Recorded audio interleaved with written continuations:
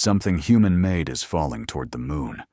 And this time, we know almost exactly when it will arrive. On August 5th, 2026, at around 6:35 a.m. UTC, a discarded SpaceX rocket stage is expected to strike the lunar surface. Not a spacecraft carrying astronauts, and not an active rocket on a mission. It is the spent upper stage of a Falcon 9, a silent, powerless cylinder drifting far beyond Earth. Its official designation is 2025-010D, but its journey began with a much more ambitious purpose.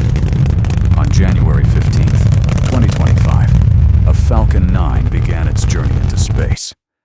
On board were 2 lunar landers, Firefly Aerospace's Blue Ghost and ispace's Hakuto R Resilience. The rocket carried them out of low Earth orbit and placed them on paths that could reach the moon. Then, the payloads separated. The upper stage had completed its job, but unlike the Falcon 9's reusable first stage, this section was never designed to return and land. It was left in a high orbit around Earth, one that crossed the moon's path. For more than a year, it continued circling in silence, passing near Earth, then stretching outward toward the moon. At first, it seemed like another forgotten piece of space hardware, but astronomers kept seeing it as a faint, moving point of light. By February 2026, more than 1,000 observations had been collected, and those observations revealed something unexpected.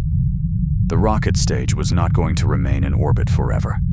Its path was slowly leading it toward the moon. In September 2025, orbital calculations first predicted the collision. Later observations made that prediction much more certain. Based on current tracking, the impact is expected shortly before 6:35 a.m. UTC.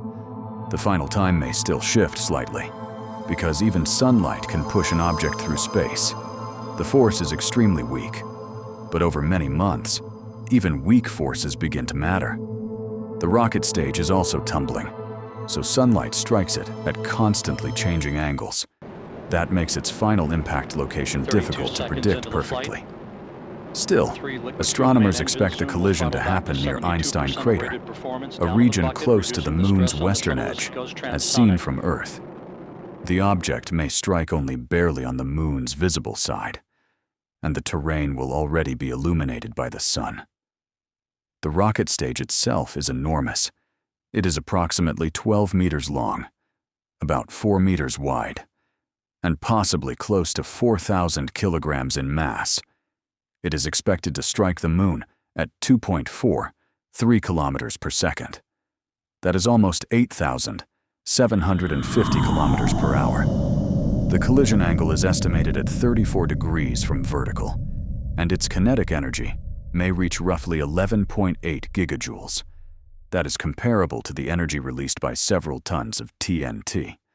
But the moon will not explode. The impact will not change the moon's orbit, and it poses no danger to people on Earth. Instead, the rocket stage will disappear in a fraction of a second. Its metal may crumple, melt, and vaporize. Lunar soil and rock will be thrown high above the surface. A brief flash may appear, followed by a cloud of dust and debris. And when everything finally settles, a new crater, perhaps 20 to 30 meters wide, may remain. It could even become a double crater. That depends on the rocket stage's orientation at the moment of impact. If different sections separate during the collision, they may carve 2 scars into the lunar ground. Something similar happened after another rocket stage struck the moon in 2022. So, will we be able to watch it happen? Probably not with the naked eye. Even powerful telescopes may struggle to detect the flash. The impact will occur on the bright side of the moon. And this object is relatively slow compared with natural meteoroids. Many meteoroids strike the moon several times faster. Greater speed usually produces a brighter flash.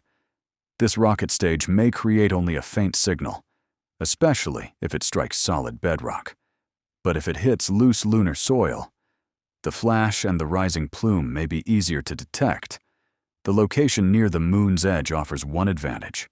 Dust could rise beyond the moon's bright rim and briefly appear against the darkness of space. Professional observatories and skilled amateur astronomers are preparing to look.